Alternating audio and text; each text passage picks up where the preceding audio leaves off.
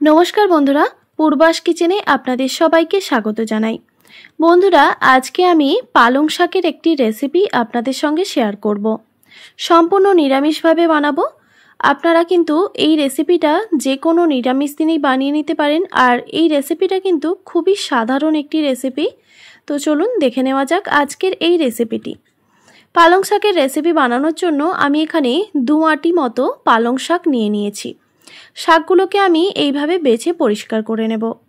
তবে দেখুন, এই পালং শাকের ডাঁটাগুলো ফেলে দেব না, এই রেসিপিতেই আমি ডাঁটাগুলো ব্যবহার করব।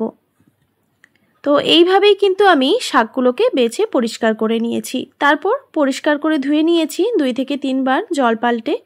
আর এই রেসিপিতে আমি কি ব্যবহার করছি সেটাও আপনাদের দেখিয়ে দিচ্ছি। আমি এখানে কয়েকটা সিম ঠিক এই রকম ছোট ছোট টুকরো করে কেটে নিয়েছি, আর 2টো মিডিয়াম সাইজের আলুকেও ঠিক এইভাবে কেটে নিয়েছি। আর নিয়েছি মূলো আর বেগুন। আপনারা কিন্তু আপনাদের পছন্দ মতো সবজি অ্যাড করতে পারেন। আমি এখানে শিম, বেগুন, মূলো আর আলু ব্যবহার করেছি। আর এই সবজিগুলোকে আমি একসঙ্গে কিন্তু মিক্স করে নিয়েছি আর পরিষ্কার করে 2 থেকে 3 বার জল পাল্টে ধুয়ে নিয়েছি। আলুগুলো কিন্তু আমি একটু জলে ভাপিয়ে নিয়েছিলাম, শুধুমাত্র গরম জলে একটু ভাপিয়ে নিয়েছি, নুন হলুদ ছাড়াই। এবার একটি কড়াইতে আমি দিয়ে দিচ্ছি পরিমাণ মতো সর্ষের তেল।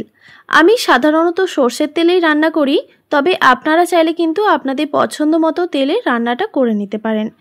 এবার তেলটাকে খুব ভালোভাবে গরম করে নিতে হবে। তারপর ভাপিয়ে রাখা আলুগুলো প্রথমে আমি ভেজে নেব। খুব বেশি ভাজবো না, 1 মিনিট মতো একটু নাড়াচাড়া করে নিলেই কিন্তু হয়ে যাবে। গ্যাসের ফ্লেমটা হাই রেখে 1 মিনিট মতো আমি আলুগুলোকে একটু ভেজে নিয়েছি।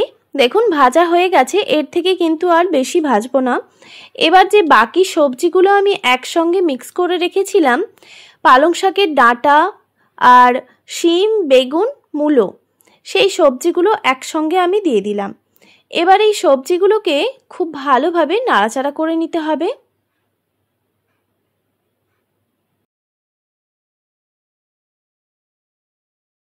ভালোভাবে নাড়াচাড়া করে নেওয়ার পর এবার এখানে আমি কিছু গুঁড়ো মশলা অ্যাড করছি। দিয়ে দিলাম পরিমাণ মতো নুন, এরপর দিয়ে দিচ্ছি হলুদ গুঁড়ো,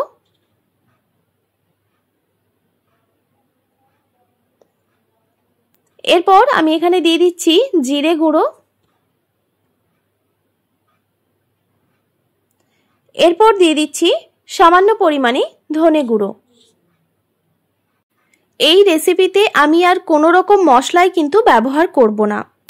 এই গুঁড়ো মশলাগুলো দেওয়ার পর খুব ভালোভাবে আবারও নাড়াচাড়া করে নিতে হবে।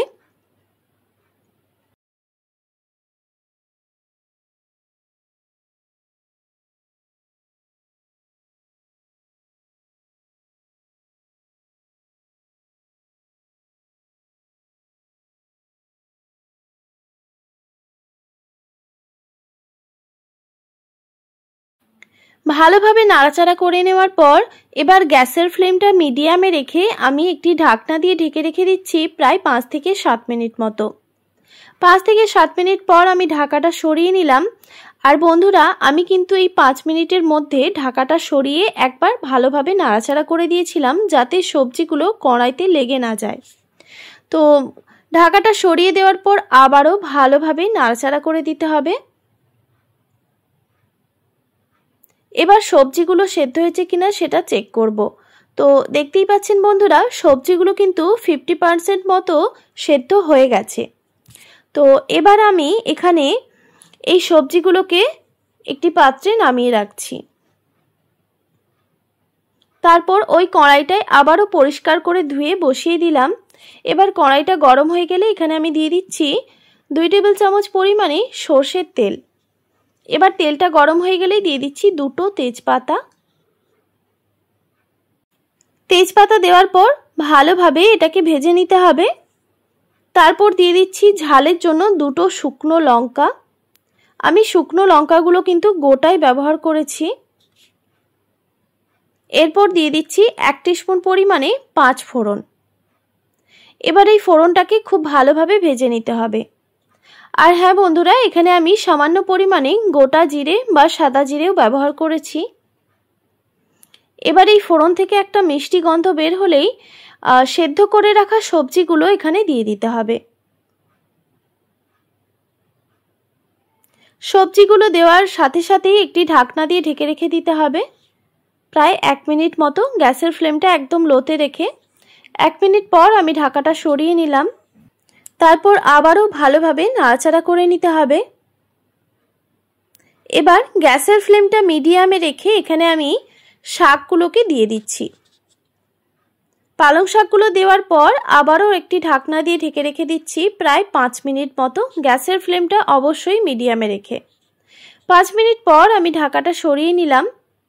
তারপর আবারও ভালোভাবে নাড়াচাড়া করে নিতে হবে। তো দেখুন বন্ধুরা, শাক থেকে কিন্তু অনেকটাই জল বেরিয়ে গেছে। তো আবারও ভালোভাবে নাড়াচাড়া করে দিয়ে আবারও একটি ঢাকনা দিয়ে ঢেকে রেখে দেব প্রায় 2 থেকে 3 মিনিট মতো। গ্যাসের ফ্লেমটা হাই রেখে, যেহেতু শাক থেকে অনেকটাই জল বেরিয়ে গেছে তাই অবশ্যই গ্যাসের ফ্লেমটা হাই রাখতে হবে, জলটা যাতে শুকনো হয়ে যায়।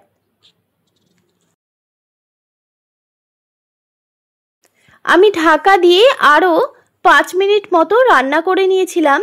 তো 5 মিনিট পর ঢাকাটা আমি সরিয়ে নিয়েছি। দেখুন বন্ধুরা, আমাদের রেসিপি কিন্তু একদম রেডি। এবার এই রেসিপিটা আমি গরম গরম ভাতের সঙ্গে পরিবেশন করব। আশা করি আজকের এই রেসিপি আপনাদের ভালো লেগেছে। ভালো লেগে থাকলে অবশ্যই একটি like, comment, share and subscribe করে দেবেন। আর পাশে থাকা বেল আইকনটিও প্রেস করে দেবেন, তাহলে নিত্য নতুন রান্নার ভিডিওগুলি আপনাদের কাছে পৌঁছবে। ভালো থাকবেন, সুস্থ থাকবেন। দেখা হচ্ছে নতুন কোনো রেসিপি নিয়ে। আর এতক্ষণ আমার সঙ্গে থাকার জন্য আপনাদের সবাইকে অনেক ধন্যবাদ।